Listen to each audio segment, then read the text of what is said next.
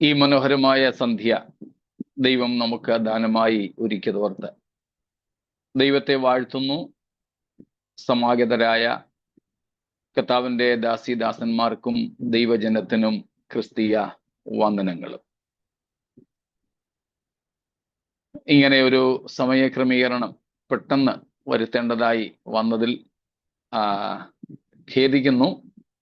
എങ്കിലും നിങ്ങളുടെ പെട്ടെന്നുള്ള നല്ല പ്രതികരണത്തിനായി ഒരുമിച്ച് കൂടി വന്നതിനായി ഞാൻ ദൈവത്തിന് സ്തോത്രം ചെയ്യുന്നു. ഒപ്പം നിങ്ങളേവർക്കും നന്ദിയും അറിയിക്കുന്നു. നമുക്ക് തിടുക്കത്തോടെ വെളിപ്പാട് പുസ്തകം 16-ാമത്തെ അധ്യായത്തിലേക്ക് ഓടിക്കയറാം. നാം അറിയുന്നുവല്ലോ, ദൈവം അനുസരണം കെട്ട സുവിശേഷത്തിൽ വിശ്വസിക്കാത്ത ലോകത്തോട് അവർ ജീവനോടിരിക്കുമ്പോൾ ഇടപെട്ട കോപത്തിന്റെ ഇടപെടലിനെ കുറിച്ചാണ് ഈ 16-ാമത്തെ അധ്യായം നമ്മോട് അറിയിക്കുന്നത്. അതിൽ 3 പ്രധാന ന്യായവിധികളാണ് നാം കണ്ടുകൊണ്ടിരിക്കുന്നത്. 6-ാമത്തെ അധ്യായത്തിൽ തുടങ്ങി 7 മുദ്ര ന്യായവിധികളും 7 കാഹള ന്യായവിധികളും, ഇപ്പോൾ ആ ഗണത്തിൽ ഏറ്റവും ഒടുവിലത്തെ കലശ ന്യായവിധികളും. അതിൽ നമ്മൾ 8ഉം 9ഉം വാക്യങ്ങളായിരുന്നു 16-ാം അധ്യായത്തിൽ നിന്ന് ഇന്നലെ ഏറ്റവും ഒടുവിലായിട്ട് ചിന്തിച്ചത്. 4-ാമത്തെ കലശ ന്യായവിധിയെ കുറിച്ച്.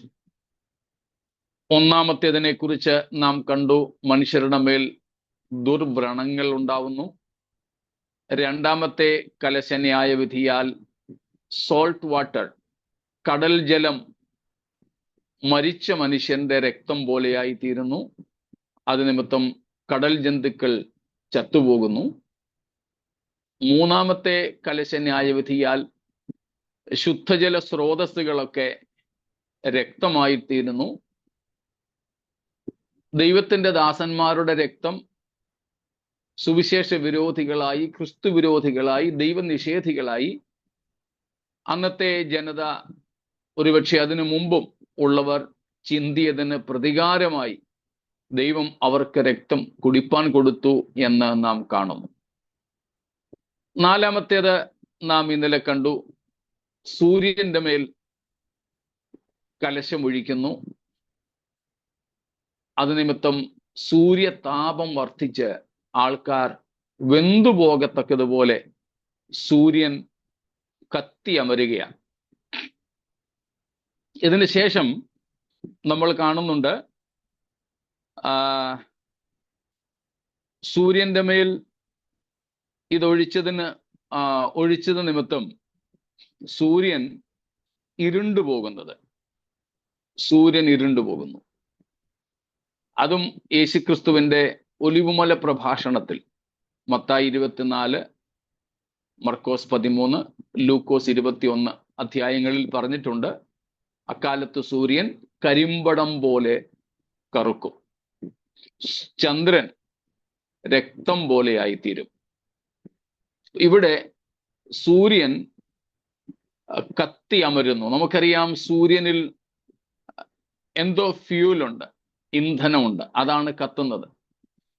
ഈ അവസാന നാളുകളിൽ അത് കത്തി കത്തി പൂർണ്ണമായും കരിക്കട്ടയായി തീരും. ശാസ്ത്രലോകം അറിയുന്നതും അത് നിമിത്തം ആശങ്കപ്പെടുന്നതുമായ ഒരു കാര്യം തന്നെയാണിത്. ഇതൊക്കെ അയച്ചിട്ടും ജനങ്ങൾ മാനസാന്തരപ്പെടാതെ ദൈവത്തെ ദുഷിച്ചു പറയുന്നു എന്നുള്ളതാണ് നാം വീണ്ടും കാണുന്ന ഏറ്റവും പരിതാപകരമായ അവസ്ഥ. അത്രയുമായിരുന്നു നമ്മൾ ഇന്നലെ വരെ കണ്ടത്. അതുവരെ ഉള്ളതിൽ എന്തെങ്കിലും വിശദീകരണം അർഹിക്കുന്ന കാര്യങ്ങൾ ഉണ്ടെങ്കിൽ ചോദിച്ചാട്ടെ. ഇല്ലെങ്കിൽ നമുക്ക് 10ഉം 11ഉം വാക്യങ്ങളിലേക്ക് പ്രവേശിക്കാം. എന്തെങ്കിലും സംശയങ്ങൾ?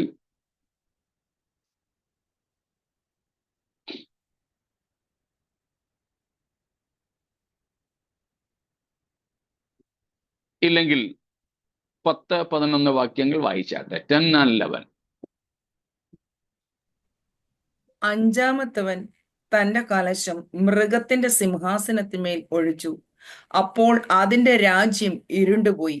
അവർ കഷ്ടത നിമിത്തം നാവ് കടിച്ചും കൊണ്ട് കഷ്ടങ്ങളും വ്രണങ്ങളും ഹേതുവാൽ സ്വർഗത്തിലെ ദൈവത്തെ ദുഷിച്ചതല്ലാതെ തങ്ങളുടെ പ്രവൃത്തികളെ വിട്ട് മാനസാന്തരപ്പെട്ടില്ല.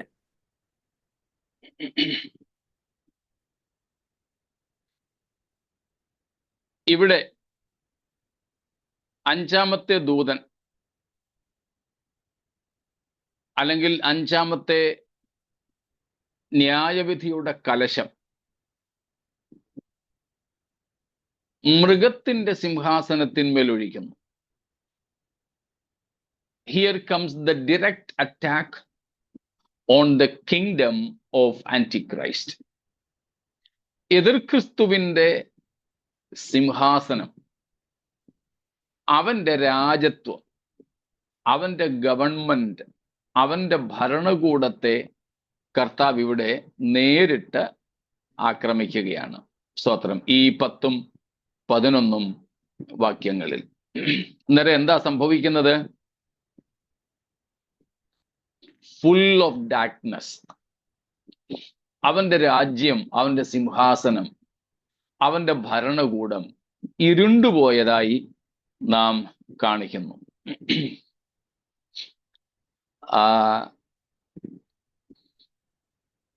This is also called a triad of political disaster. A triad of political disaster. Maybe an internal anarchy, invasion, and irreparable collapse on his kingdom. ഇത്രയും കാലങ്ങൾ എന്ന് വെച്ചാൽ മഹാപീഡനകാലത്തിന്റെ ഈ 7ഓളം വർഷങ്ങൾ ഒരു എതിർപ്പിന്റെ ശബ്ദവും കൂടാതെ, ആൾക്കാർക്ക് ഉള്ളിൽ മുറുമുറുപ്പുണ്ടെങ്കിലും എതിരിടാതെ, എതിർ ശബ്ദങ്ങളൊന്നും ഉണ്ടാക്കാതെ, പറയുന്നതെല്ലാം അങ്ങനെ അനുസരിച്ചുകൊണ്ട് പൂർണ്ണമായ സപ്പോർട്ട്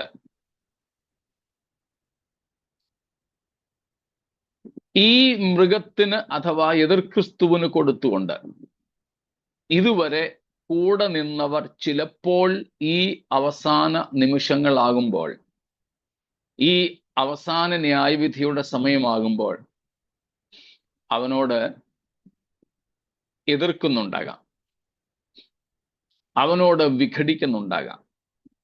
ഒരു ആഭ്യന്തര കലഹത്തിന് സാധ്യതയുണ്ട്.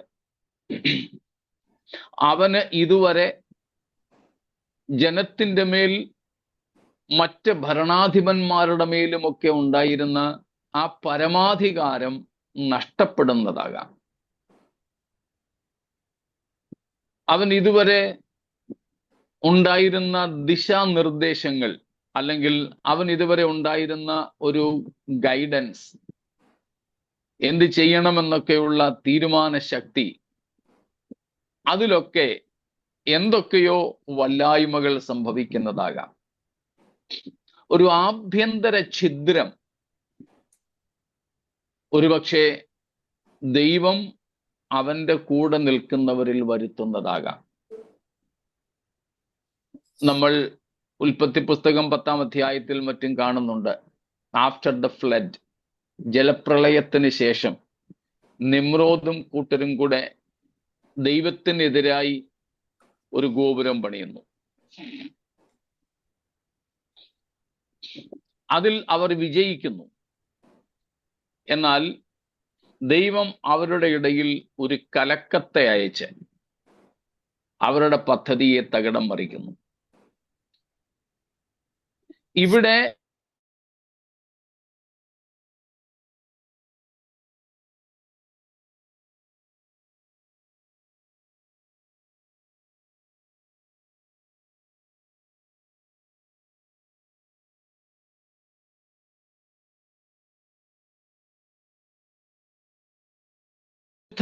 യഹൂദന്മാർ ഉൾപ്പെടെയുള്ള അന്ന് ജീവിച്ചിരിക്കുന്ന ജനതയെ വാഴുവാൻ ദൈവം അനുവദിച്ചതും ഒരു ന്യായവിധിയാണ്. അരുതാത്ത ഭരണാധിപന്മാരെ, അരുതാത്ത നേതൃത്വത്തെ സഭയിലായാലും രാഷ്ട്രത്തിലായാലും ദൈവം അനുവദിക്കുന്നത് ഒരു ന്യായവിധിയുടെ ഭാഗം തന്നെയാണ്. മനസ്സിലാവുന്നുണ്ടോ? നമ്മുടെയൊക്കെ സഭകളിലും ചിലപ്പോൾ ദൈവം ആകാത്തവരെ വാഴിക്കും. ദൈവം ആക്കി വെക്കുന്നതാണത്. എന്തുകൊണ്ടാ? അതൊരു ന്യായവിധിയുടെ ഭാഗമാണ്. ന്യായവിധിയുടെ ഭാഗമാണ്. യഹൂദന് വേണ്ടിയിട്ട് ദൈവം നിയമിച്ച 70 ആഴ്ചവട്ടങ്ങളെ കുറിച്ച് നമ്മൾ കണ്ടിരുന്നു. യഹൂദന് വേണ്ടി നിയമിച്ച 70 ആഴ്ചവട്ടം.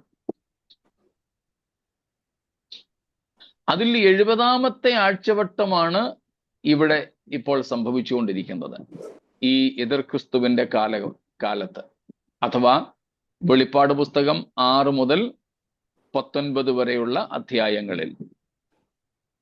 ആ 70ാം ആഴ്ചവട്ടം, 70th വീക്കാണ് സംഭവിക്കുന്നത്. ദൈവം എന്തുകൊണ്ട് ആ 70ാം ആഴ്ചവട്ടത്തെ വരുവാനുള്ള പ്രഭു എന്ന എതിർ ക്രിസ്തുവിന്റെ ഭരണത്തിന് വേണ്ടിയിട്ട് ഏൽപ്പിച്ചു കൊടുത്തു? ഇസ്രായേലിന്റെ പാപം ഏറ്റവും പ്രധാനമായിട്ടും. ആ പാപം എന്താണെന്നൊക്കെ നമ്മൾ കണ്ടിട്ടുള്ളതാണല്ലോ. മശിഹയുടെ തിരസ്കരണമാണ്. ദൈവം അവരുടെ രക്ഷയ്ക്ക് വേണ്ടി, വീണ്ടെടുപ്പിന് വേണ്ടി നിയമിച്ച ക്രിസ്തുവിനെ അവർ അംഗീകരിച്ചില്ല. അവർ അവനെ കൈക്കൊണ്ടില്ല. ഒരു 3 വർഷവും കൂടെ അവർക്ക് കൊടുത്തു. എല്ലാ കോണുകളിൽ നിന്നും അവനെ പരിശോധിച്ചറിയുവാൻ, അവൻ മശിഹ തന്നെയാണോ, വരുവാനുള്ള വാഗ്ദത്ത മശിഹ തന്നെയാണോ എന്ന് അവർക്ക് അവനെ അറിയാനായി, പരിശോധിക്കുവാനായി ദൈവം അത്യാവശ്യമായ കാലഘട്ടം അനുവദിച്ചു. എന്നിട്ടും അവർ അവനെ കൈക്കൊണ്ടില്ല. അവൻ മശിഹയാണെന്നതിന് തിരുവെഴുത്തുകളിൻ പ്രകാരം തെളിവുകൾ നൽകി. പക്ഷേ അവർ യേശുവിനെ കൈക്കൊണ്ടില്ല. അതാണല്ലോ സുവിശേഷ ഗ്രന്ഥങ്ങളിൽ ജനനം മുതൽ ക്രൂശീകരണം അല്ലെങ്കിൽ ഉയർത്തെഴുന്നേൽപ്പ് വരെയുള്ള, തേജസ്കരണം വരെയുള്ള കാര്യങ്ങളിൽ ഇന്ന തിരുവെഴുത്തിന് നിവൃത്തി വരേണ്ടതിന് എന്ന് എടുത്തെഴുതിയിരിക്കുന്നത്. അതുകൊണ്ടാണല്ലോ മശിഹ യേശു അവരോട് തൻ്റെ ശുശ്രൂഷ കാലത്ത് തന്നെ പറഞ്ഞത്, നിങ്ങൾ തിരുവെഴുത്തുകളെയും ദൈവശക്തിയെയും അറിയായികയാൽ തെറ്റിപ്പോകുന്നു. അപ്പൊ തിരുവെഴുത്തുകൾ അവർ അറിയാതിരുന്നതാണ് പ്രശ്നമായത്. തിരുവെഴുത്തുകളിൻ പ്രകാരമാണ് യേശു ജനിച്ചത്, വളർന്നത്, ശുശ്രൂഷിച്ചത്, ക്രൂശിൽ മരിച്ചത്, അടക്കപ്പെട്ടത്, ഉയർത്തത്, എല്ലാം തിരുവെഴുത്തുകളിൻ പ്രകാരമാണ്. അതുകൊണ്ട് തന്നെയാണ് നമ്മുടെ പുതിയ നിയമത്തോട് യഹൂദന്റെ തിരുവെഴുത്തുകളായ നമ്മുടെ പഴയ നിയമവും ചേർത്ത് വെച്ച് നമുക്കുള്ളത്. അതിൽ യേശുവിനെ കുറിച്ചുള്ളത് പരിശോധിച്ചറിയാനാണ്. യേശു തന്നെ മശിഹയെന്ന് വിശ്വസിക്കുവാനാണ്. എന്നിട്ടും യഹൂദന്മാർ യേശുവിനെ കൈക്കൊണ്ടില്ല, മശിഹയായി യേശുവിനെ സ്വീകരിച്ചില്ല. ആ പാപം അവരുടെ ആ പാപത്തിന് അവരെ ശിക്ഷ വിധിക്കുവാനായിട്ടാണ് ദൈവം സാത്താന്യത്രയത്തെ, ആ യഹൂദൻ ഉൾപ്പെടുന്ന ലോകത്തെ ഭരിക്കുവാനായിട്ട് നിയമിച്ചത്. പക്ഷേ ഈ നിയമിക്കപ്പെട്ട സാത്താനും അവന്റെ കൂട്ടരും ദൈവം ഇവരെ ഏൽപ്പിച്ചു കൊടുത്തത് കൊണ്ടാണ് അവർക്ക് ഈ സാത്താന്യത്രയത്തിന് അവരുടെ മേൽ അധികാരമുണ്ടായതെന്ന് തിരിച്ചറിയാൻ കഴിയാതെ പോയി. അത് സാത്താന്യത്രയത്തിന് മാത്രമല്ല, എക്കാലത്തുമുള്ള മനുഷ്യർക്കൊക്കെ അങ്ങനെ തന്നെയാണ്.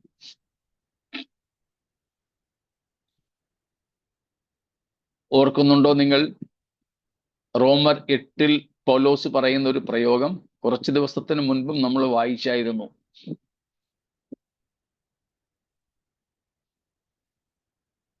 പത്തൊൻപത് മുതൽ ഒന്നും കൂടെ വായിച്ചേ. 8-ാമത്തെ അധ്യായത്തിൽ റോമർ 8:19 മുതൽ. നമ്മിൽ വെളിപ്പെടുവാനുള്ള തേജസ് വിചാരിച്ചാൽ ഈ കാലത്തിലെ കഷ്ടങ്ങൾ സാരമില്ല എന്ന് ഞാൻ എണ്ണുന്നു. സൃഷ്ടി ദൈവപുത്രന്മാരുടെ വെളിപ്പാടിനെ ആകാംക്ഷയോടെ കാത്തിരിക്കുന്നു. സൃഷ്ടി ദ്രവത്വത്തിന്റെ ദാസ്യത്തിൽ നിന്ന് വിടുതലും ദൈവമക്കളുടെ തേജസ്സാകുന്ന സ്വാതന്ത്ര്യവും പ്രാപിക്കും എന്നുള്ള ആശയോടെ മായയ്ക്ക് കീഴ്പ്പെട്ടിരിക്കുന്നു. മനഃപൂർവമായിട്ടല്ല, അതിനെ കീഴ്പ്പെടുത്തിയവന്റെ കൽപ്പന നിമിത്തം അത്രേ. കണ്ടോ? സൃഷ്ടി ദ്രവത്വത്തിന്റെ ദാസ്യത്തിൽ നിന്ന് വിടുതൽ പ്രാപിക്കും എന്നുള്ള ആശയോടെ, പ്രത്യാശയോടെ മായയ്ക്ക് കീഴ്പ്പെട്ടിരിക്കുന്നു. സകല സൃഷ്ടിയും ഈ രണ്ട് കാര്യങ്ങൾക്ക് അധീനപ്പെട്ടിരിക്കുകയാണ്. എന്തിനൊക്കെ? ദ്രവത്വത്തിനും മായയ്ക്കും കീഴ്പ്പെട്ടിരിക്കുകയാണ്. സകല സൃഷ്ടിയും അധീനപ്പെട്ടിരിക്കുന്നു ഈ രണ്ട് കാര്യങ്ങൾക്ക്. ഒന്ന് ദ്രവത്വത്തിന് അഥവാ ദ്രവത്വത്തിന്റെ ദാസ്യത്തിന്, രണ്ട് മായയ്ക്ക്. So the whole creation is groaning under two things. The whole creation is subjected to two bondages. One, the decay, ദ്രവത്വത്തിന്, and then for Maya, illusion, വ്യർത്ഥതയ്ക്ക്. എന്നിട്ട് അവിടെ പൗലോസ് പറയുന്നു, മനഃപൂർവമായിട്ടല്ല, അവബോധപൂർവം തങ്ങളെ തന്നെ അങ്ങനെ കീഴ്പ്പെടുത്തിയതോ, അവർ ഇപ്പോൾ കീഴ്പ്പെട്ടിരിക്കുന്നത് അവരെ കീഴ്പ്പെടുത്തിയതോ അല്ല. മനസ്സിലായോ? The whole creation is now under the bondage of decay and illusion, nothingness. But it was neither a purposeful devotion of the entire creation to this bondage, nor these things voluntarily or by themselves subdued the creation, but it was because of the commandment of the one who subjected them. അപ്പോൾ ഈ വ്യർത്ഥതയ്ക്കും അഥവാ മായയ്ക്കും ഈ ദ്രവത്വത്തിന്റെ ദാസ്യത്തിനും സൃഷ്ടി തങ്ങളെ തന്നെ ഇഷ്ടം കൊണ്ട് കീഴ്പ്പെടുത്തിയതോ, ഈ ദ്രവത്വം അവയെ കീഴ്പ്പെടുത്തിയതോ അല്ല. പിന്നെ മനസ്സിലായോ? പിന്നെ എങ്ങനെയാ? ബാക്കിയൊന്ന് പറയാമോ മനസ്സിലായെങ്കിൽ? കീഴ്പ്പെടുത്തിയവന്റെ കൽപ്പന നിമിത്തം. യാ, അതായത് ദൈവം അവയെ അങ്ങനെ കീഴ്പ്പെടുത്തി കൊടുത്തതാണ്. അങ്ങനെ തന്നെയാണ് ഇവിടെ ഇപ്പോൾ സാത്താന്യ തൃത്വം ലോകത്തെ ഭരിക്കുന്നത്. കുറച്ചു കാലത്തേക്ക്, ഒരു 7 വർഷം, ഒരാഴ്ചവട്ടം ദാനിയേലിന്റെ ഭാഷയിൽ. പക്ഷേ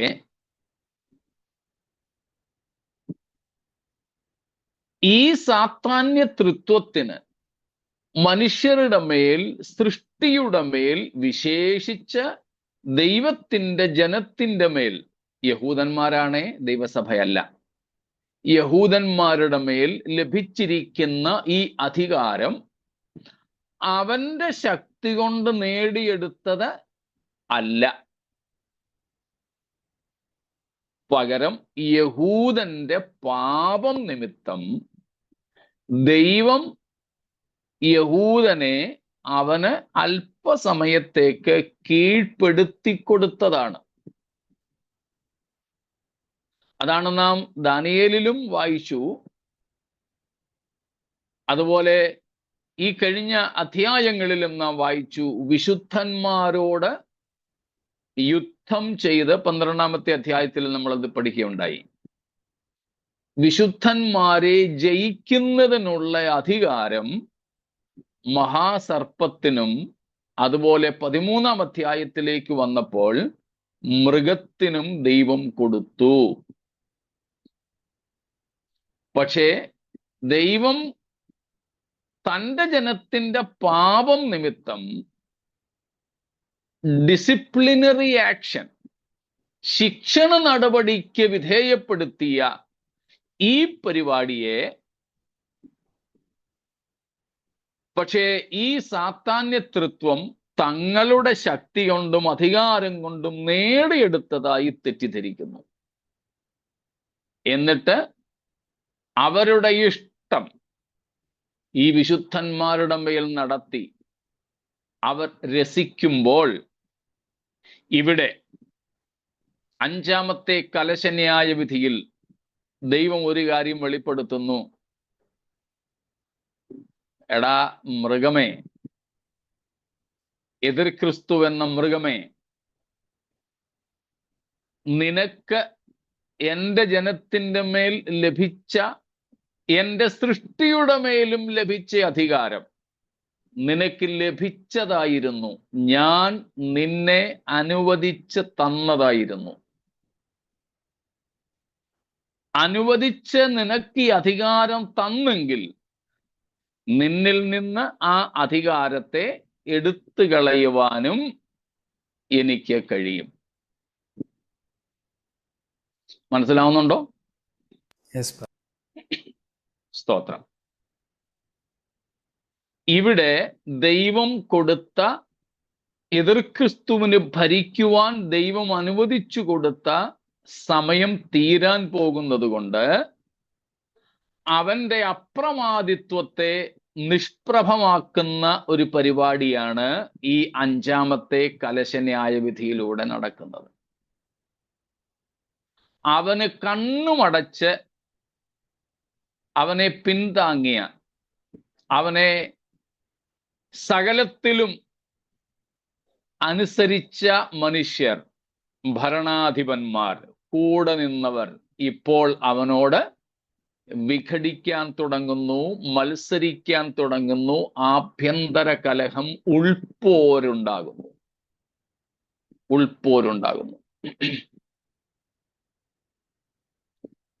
അവന്റെ സിംഹാസനത്തെ, എതിർ ക്രിസ്തുവിന്റെ ഭരണത്തെ, അവന്റെ കൂടെ നിൽക്കുന്നവരെ, അവന്റെ ഗവർണൻസിനെ, അവന്റെ ഭരണവ്യവസ്ഥയെ ദൈവം ഇപ്പോൾ ബാധിക്കുകയാണ്.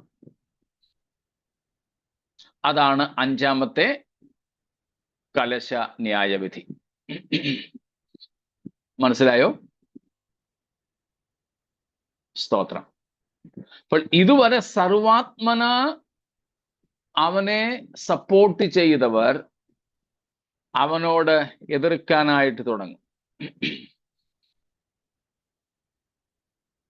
എതിർക്കാനായിട്ട് തുടങ്ങും.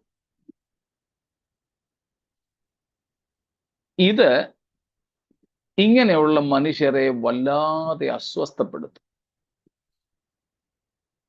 ഇപ്പൊ ഉദാഹരണത്തിന് എൻ്റെ കുടുംബത്തിൽ തന്നെ ഞാന്, ഭാര്യ, മക്കൾ, ചിലപ്പോൾ ഞാനും ഭാര്യയും ആയിട്ടൊക്കെ ബന്ധപ്പെട്ട മറ്റ് ഞങ്ങളുടെ കുടുംബാംഗങ്ങൾ, എനിക്ക് എൻ്റെ കുടുംബത്തിൽ ഒരു വല്ലാത്ത ആധിപത്യം ഉണ്ടായിരുന്നു.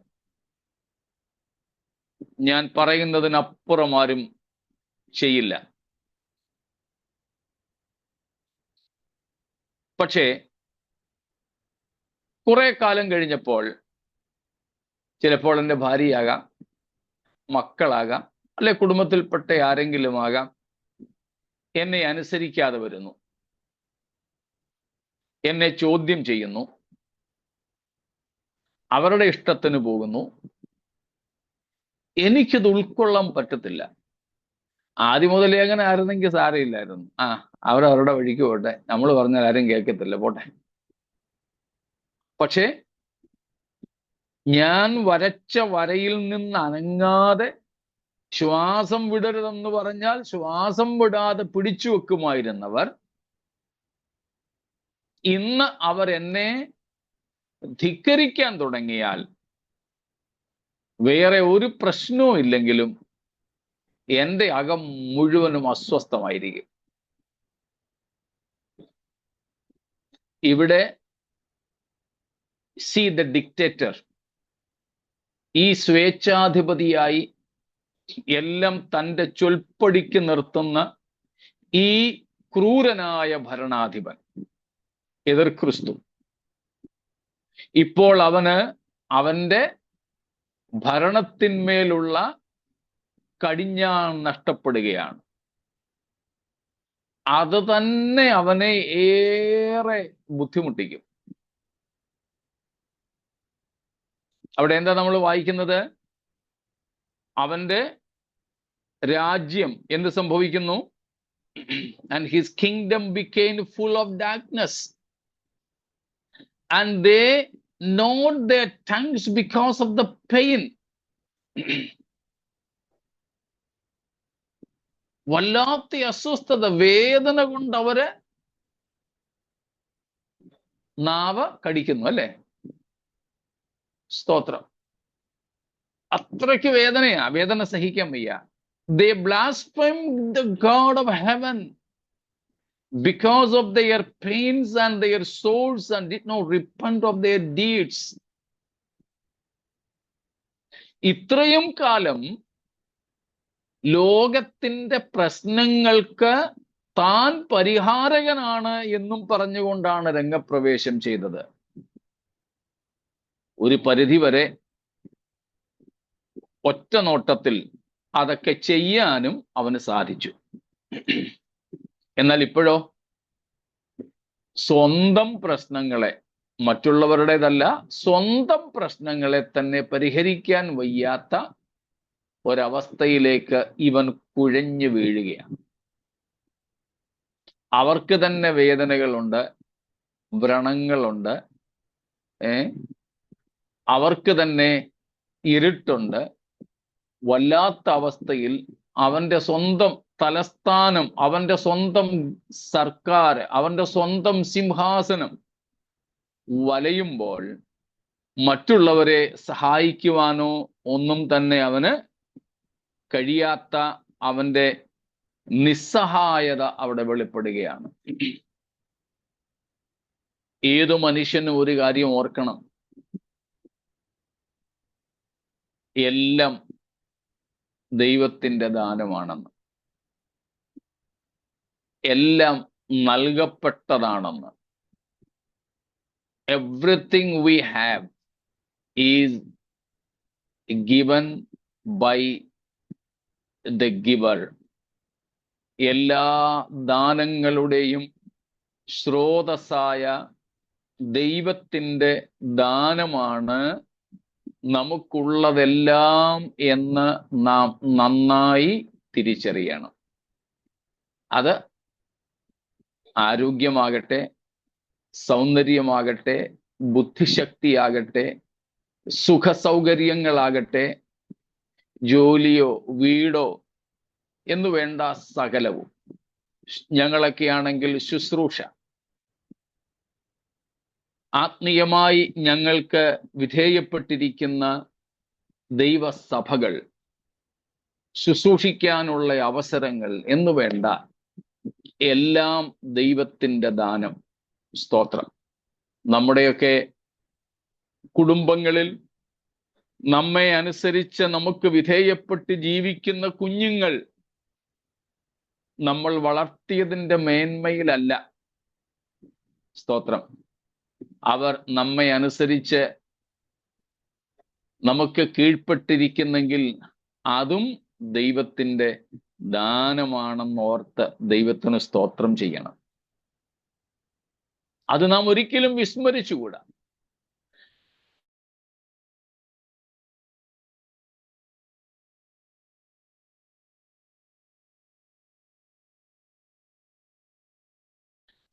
God's gift.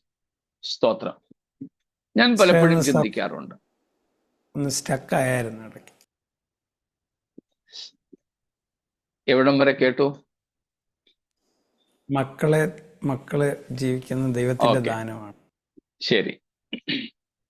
ഞാൻ പറഞ്ഞു വന്നത്, ഇവിടെ എതിർ ക്രിസ്തുവിനെ ലോകത്തിന്റെ ഭരണാധിപനായി നിയമിച്ചതെന്ന് പറഞ്ഞാൽ നിയമിച്ചു എന്നുള്ളതല്ല, അനുവദിച്ചത് ദൈവമാണ്. ദൈവത്തിന്റെ അനുവാദം കൊണ്ടാണ് ഇവനും ഭരണാധിപനായി മാറിയത്. അല്ലെങ്കിൽ ദൈവജനത്തെ പീഡിപ്പിക്കുന്ന അളവിലേക്ക് പോലും ഇവൻ എത്തിച്ചേർന്നത്. നാം 13-ാമത്തെ അധ്യായത്തിന്റെ 5-ാമത്തെ വാക്യം, 13:5 Revelation.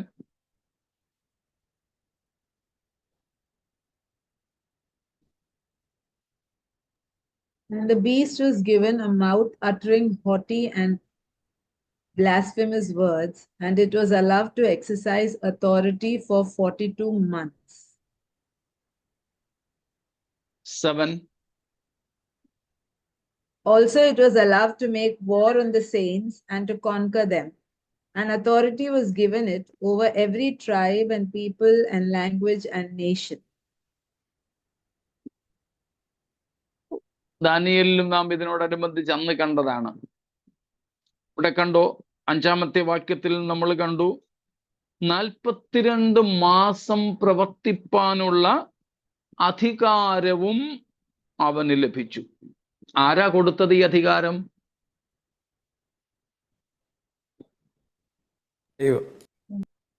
ദൈവമാ.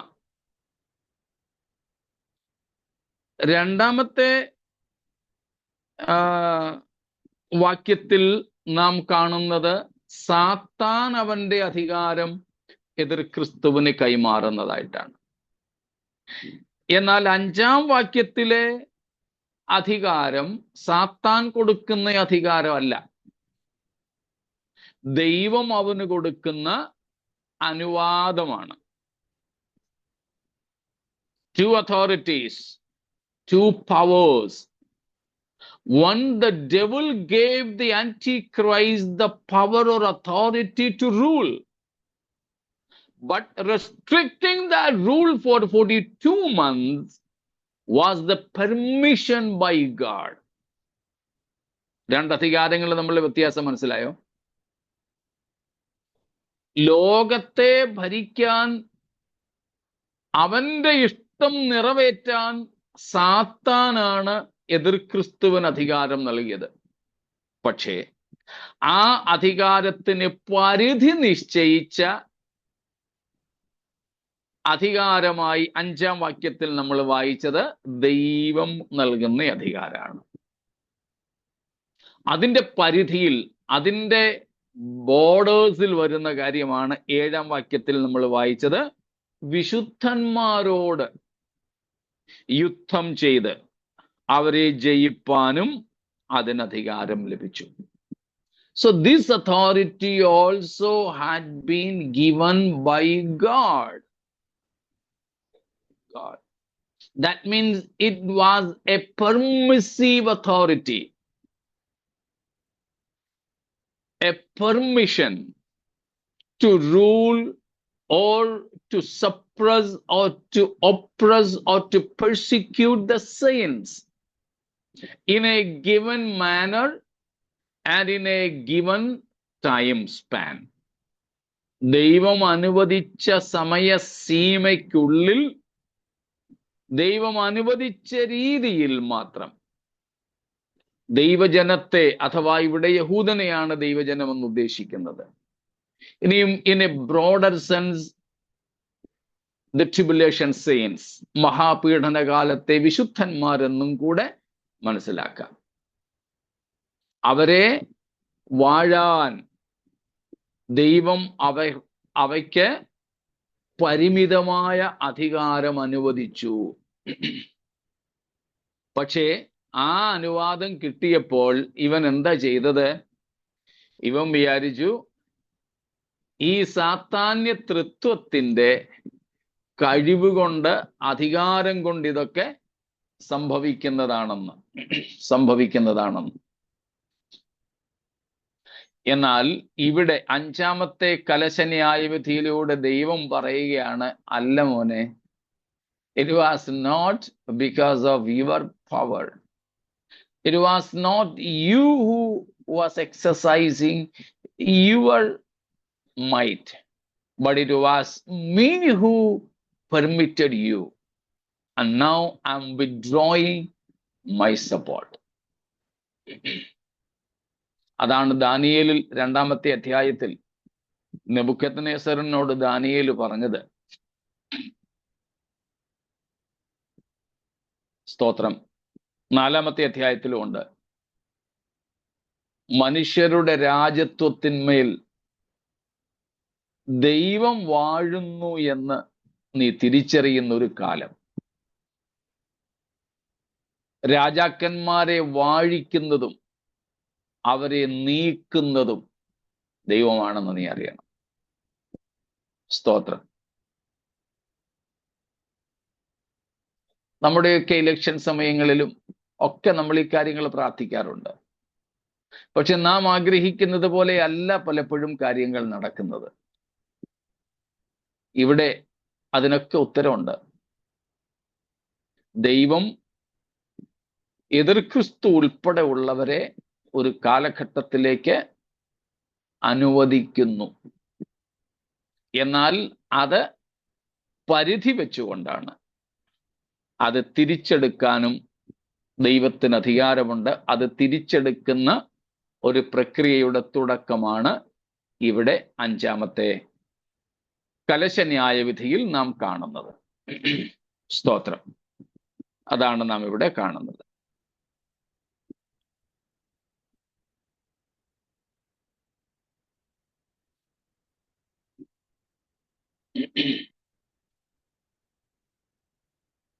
ഇത്രയും വ്യക്തമാണോ?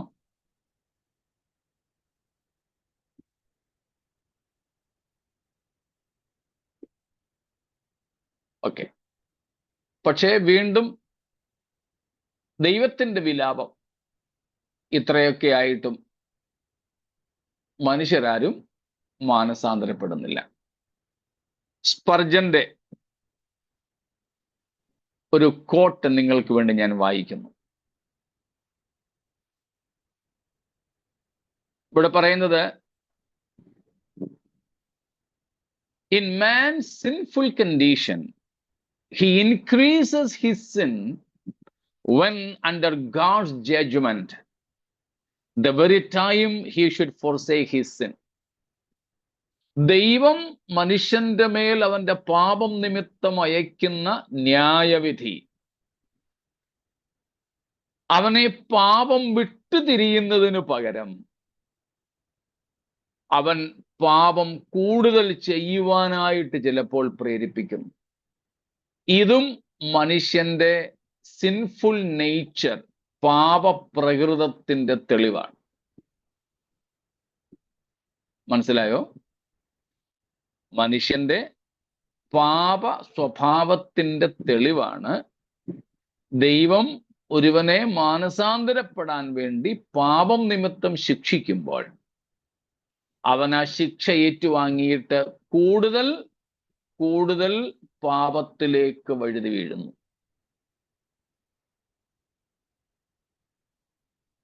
കഴിഞ്ഞ ഒരു ദിവസം എന്നോട് ഒരാൾ പറഞ്ഞു ഒരു വ്യക്തിയെക്കുറിച്ച്, എനിക്കും അദ്ദേഹത്തിനും അറിയാവുന്ന ഒരു വ്യക്തിയെക്കുറിച്ച്. ആ ആൾ തൻ്റെ പാപത്തെക്കുറിച്ച് തന്നോട് പറയും തോറും ഇമ്പൾസീവായി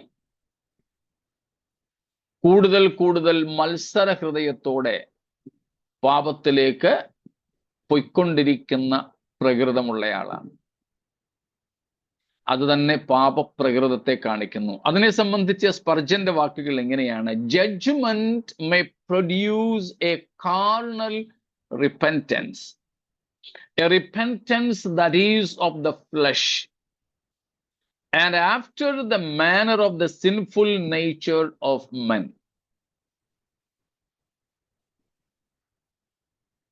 അതായത് ന്യായവിധി ഒരു ജഡീകമായ മാനസാന്തരമാകാം ഒരുപക്ഷെ ഒരുവനിൽ ഉളവാക്കുന്നത്.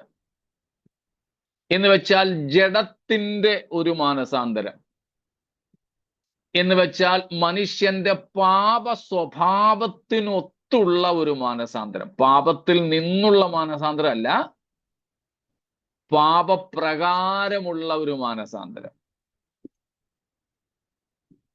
മനസ്സിലായല്ലോ? പാപത്തിൽ നിന്നല്ല ചിലരുടെ മാനസാന്തരം, പിന്നെ കൂടുതൽ കൂടുതൽ പാപത്തിലേക്കുള്ള മാനസാന്തരമാണ്. സ്പർജൻ തുടരുന്നു, in this repentance the depravity of the heart remains the same in essence, though it takes another form of showing itself. ദൈവത്തിൽ നിന്നുമുള്ള മനുഷ്യന്റെ അകൽച്ച അതിനൊരു മാറ്റവും ഭവിക്കാതെ അങ്ങനെ തന്നെ തുടരുന്നു. Though the man changes, he is not savingly changed. ചിലപ്പോൾ ഒരു മനുഷ്യനിൽ മാറ്റമുണ്ടാകാം, പക്ഷേ അവനെ രക്ഷിക്കപ്പെടുന്ന അവസ്ഥയിലേക്ക് കൊണ്ടുവരുന്ന മാറ്റം ആയിരിക്കില്ല. മനസ്സിലായോ? പൗലോസ് 2 കൊരിന്ത്യർ 7-ാം അധ്യായത്തിൽ പറഞ്ഞ കാര്യമായത്.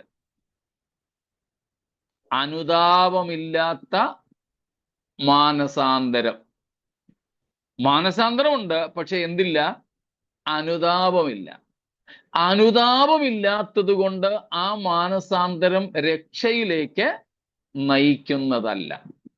So there are repentances which do not lead to salvation. രക്ഷയിലേക്ക് നയിക്കാത്ത മാനസാന്തരങ്ങളുണ്ട്. അതിനെപ്പറ്റിയാണ് സ്പർജൻ ഇവിടെ പറയുന്നത്. He becomes another man, but not a new man. This is the problem of so many people, even within the church. They become another man, but not a new man. മനസ്സിലാവുന്നുണ്ടോ? പലരും മാനസാന്തരത്താൽ മറ്റൊരാളായിട്ട് മാറാറുണ്ട്, പക്ഷേ പുതുമനുഷ്യനെ ധരിക്കാറില്ല. ഇന്ന് നമ്മുടെ സഭകളിലുമൊക്കെ ഇത് എതിർ ക്രിസ്തുവിന്റെ ഭരണകാലത്തേതും ഇത് മഹാപീഡന കാലത്തും സംഭവിക്കുന്ന വിഷയങ്ങളാണ്. പക്ഷേ നമ്മുടെ ഇടയിലും നടക്കുന്ന ഒരു കാര്യം എന്താ? ധാരാളം പേര് മാനസാന്തരപ്പെട്ടു, മറ്റൊരാളായി മാറി, പക്ഷെ ആരായി മാറിയിട്ടില്ല? പുതു മനുഷ്യനായിട്ട് മാറിയിട്ടില്ല. ഞാൻ പറഞ്ഞ കാര്യം മനസ്സിലാവുന്നുണ്ടോ? ശരിയല്ലേ? നമ്മുടെ സഭകളിലും ഇന്ന് പലരും മാനസാന്തരപ്പെട്ടകത്ത് വന്നു, സ്നാനപ്പെട്ടു, ചിലപ്പോൾ സഭയിലെ സ്ഥാനമാനങ്ങൾ പോലും ഉണ്ടായേക്കാം, ചിലർ പാസ്റ്റേഴ്സുമാകാം, സഭാ നേതൃത്വത്തിലേക്കും വരാം. പക്ഷേ എന്തില്ല? പുതുക്കം വന്നിട്ടില്ല. മാറ്റം വന്നിട്ടുണ്ട്, പുതുക്കം വന്നിട്ടില്ല. അങ്ങനെ പുതുക്കമില്ലാത്തൊരു മാറ്റമല്ല മാനസാന്തരം എന്ന് പറയുന്നത്. The same sin rules in him, but it is called by another name and wears another dress. പണ്ട് അവനിൽ ഭരണം നടത്തിയിരുന്ന പാപം ഇപ്പോഴും അവനിൽ ഭരണം നടത്തുന്നു. പക്ഷേ ഇപ്പം പേര് മാറ്റിയിട്ടിട്ടുണ്ട്. വസ്ത്രവും വേറെയാ, തുണി മാറി, ഡ്രസ്സ് മാറിയെന്നേ ഉള്ളൂ. ആള് പഴയ തന്നെ, ആള് പഴയ തന്നെ. The stone is carved into a more sightly shape, but it is not turned into flesh. The iron is cast into another image, but it is not transformed into gold. This carnal repentance is caused by fear. Does not every thief repent of robbery when he is convicted and sent to jail? Does not every murderer repent of his crime when he stands under the fatal tree? കള്ളൻ പിടിക്കപ്പെട്ട് അവന്റെ കുറ്റം തെളിയുന്നു, പക്ഷേ അവന്റെ മോഷണം എന്ന സ്വഭാവത്തിന് മാറ്റം വരുന്നില്ല. ഒരു കൊലപാതകനെ വധശിക്ഷയ്ക്ക് വിധിക്കുമ്പോൾ തൂക്കുകയറിന്റെ അടുത്ത് നിൽക്കുമ്പോൾ അത് ചെയ്യണ്ടായിരുന്നുവെന്ന് തോന്നുന്നെങ്കിലും ആ പാപം ചെയ്യരുതായിരുന്നു എന്ന് തോന്നില്ല. ആ കർമ്മം ആ നിലയിൽ ചെയ്യണ്ടായിരുന്നെന്നേ തോന്നുന്നുള്ളൂ. അപ്പൊ ഇതിനെ സ്പർജൻ വിളിക്കുന്നത് കാണൽ റിപ്പൻറ്റൻസ് എന്നാണ്, ജഡീകമായ മാനസാന്തരം. അങ്ങനെ ഒരു മാനസാന്തരമല്ല ദൈവം നമ്മിൽ നിന്നും ആഗ്രഹിക്കുന്നത്. സ്തോത്രം.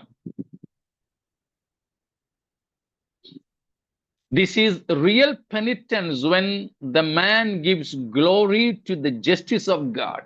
Spurgeon continues, even though it condemns him. O my hearer, do you thus repent?